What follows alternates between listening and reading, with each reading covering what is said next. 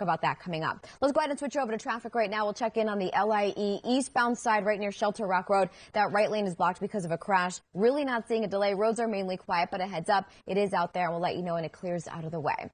Over at the Holland Tunnel, things are open on the inbound side. Typically, it's closed till 5 o'clock. That is not the case for this morning, so this is an option if you're trying to get into the city from New Jersey, and the outbound side also open and moving well. Alternate side of the street parking in effect today. Citywide meter rules also apply. John, Vanessa.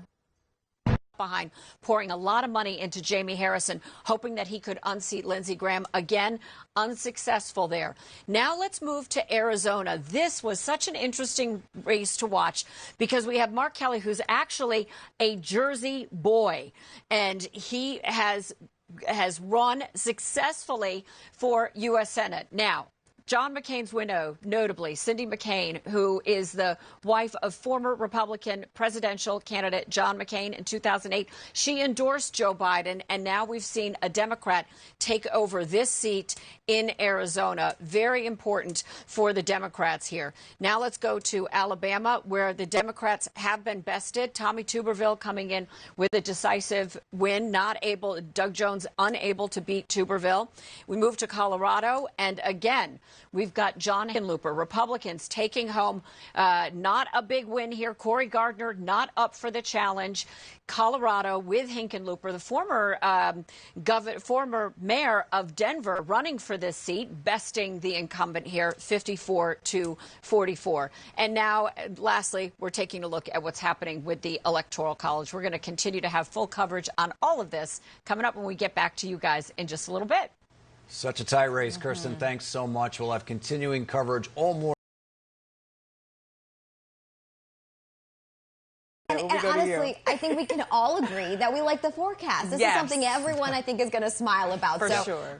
We'll start off with this morning. Temperatures, especially in some of the suburbs, are quite chilly, if not below freezing, out in Somerville at 31. Newark is at 38. Teterboro at 37. The city, we lost a degree. We're now at 41. 36 Islip. 28 degrees in West Hampton. Same with Newburgh. So you get the idea. Some spots are cold. You have clear skies, radiational cooling, complements also of the very calm winds out there. So that's why you're noticing we're once again starting off cold in spots, but we're not talking about a wind chill without the winds. We are dry as well, a dry satellite radar picture. You actually have a warm front just kind of nearly stationary, but it's to the north of us, so we're not worried about that. We actually have high pressure pushing in, and that's going to change the story big time. From below normal to shifting to be above normal by the end of the week. Today is a transition day. By noon, we're at 55 degrees. Winds out of the west, 59 by 5 p.m. So if you want to go outside for dinner or lunch, you can do so. It's not going to be as cold tonight as it has been, and we'll talk about that warm-up coming up in just a few moments. Let's switch over to traffic, and we'll check in on the commute.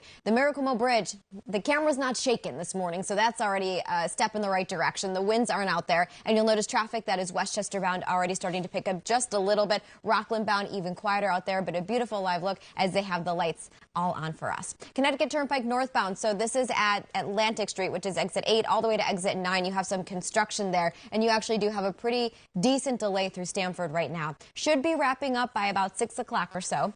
We'll keep an eye on it until it does. Alternate side of the street parking, it's in effect today, back in effect today, citywide, guys. Back to you. Thank you so much.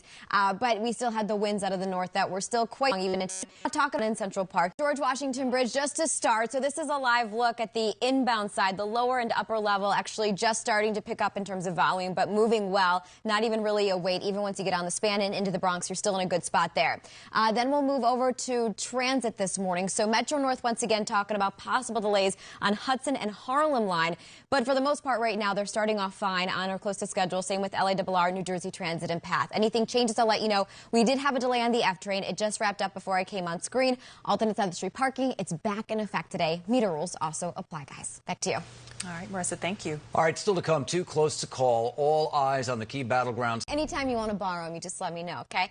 We'll talk about the commute this morning. So ferries, everything on or close to schedule. The one thing you don't have to worry about is the wind out there. So we shouldn't really see any delays that are weather related. Do want to remind you, NYC Ferry has that winter schedule in effect. It kicked in on Monday. It's still there if you haven't checked. Just highly advise you do. And most of mass transit is really cooperating this morning. Now, the Gowanus is already starting to get slow. This is a live look. So the camera's not bouncing around. So we know we don't have the winds out there, but volume is starting to pick up. So it's slow pretty much from the belt merge all the way up towards about the Brooklyn Bridge, Manhattan Bridge. But these are typical delays. Nothing's happening there. Roads are dry. That's also good. Alternate side of the street parking, it's back in effect this morning. Meter rules also apply. John, Vanessa, back to you. All right, Marissa, and by the way, just like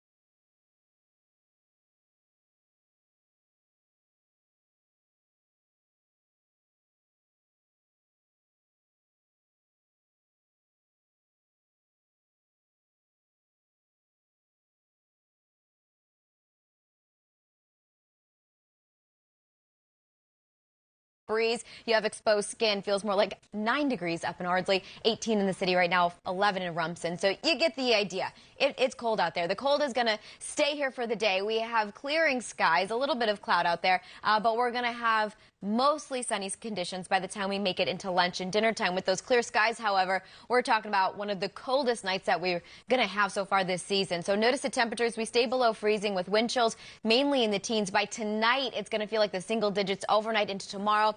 So we'll talk about the temperatures. We'll also break down the weekend forecast coming up because we could still see some snow potentially this weekend. Let's go ahead and switch over to traffic right now. This is 95 in the express lanes northbound side out near Route 1. This is a center lane blocked because of a disabled vehicle. So anybody approaching the George Washington Bridge. However, it's really not prompting a delay. Traffic's still relatively light, and they've done a great job at clearing off these main interstates throughout New Jersey and New York.